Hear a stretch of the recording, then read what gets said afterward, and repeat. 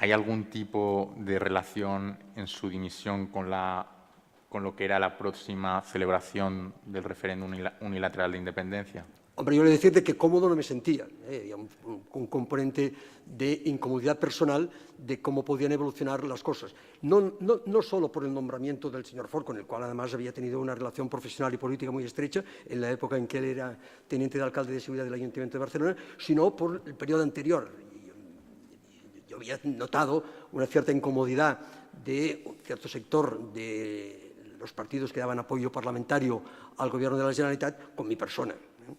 Saben que en aquellos momentos el gobierno de la Generalitat estaba sustentado por la CUP, que había pedido por activa y por pasiva mi dimisión en diversas ocasiones y con los cuales había tenido serios enfrentamientos, incluso en sede parlamentaria. Por esto digo, había una cierta incomodidad.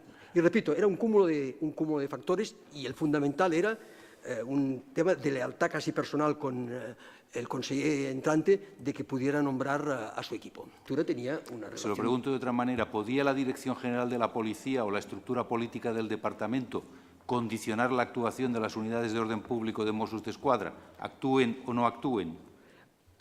A ver, podías dar tu opinión. A ver, he de decir que durante la época en que estuve yo director general de la Policía no se produjo nunca este caso, porque había una perfecta conexión y sintonía entre la prefectura y la dirección política. Pero está claro que en determinadas intervenciones, ya no tan solo estas más extremas de la utilización de determinados medios antidisturbios, pero había determinadas actuaciones en las que dentro del CECOR, de los centros de coordinación que había, pues se comentaba.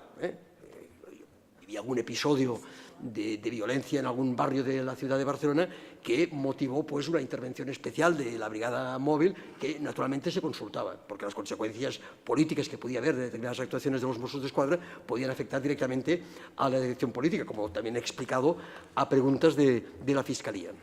Y en los casos en los que Mossos d'Esquadra actuaban exclusivamente como policía judicial bajo el mandato de Fiscalía o de los órganos judiciales, ¿había alguna consulta por parte del Cuerpo de Mossos d'Esquadra a la dirección política o tenían claro que su competencia y su jerarquía en ese caso dependía de la autoridad judicial?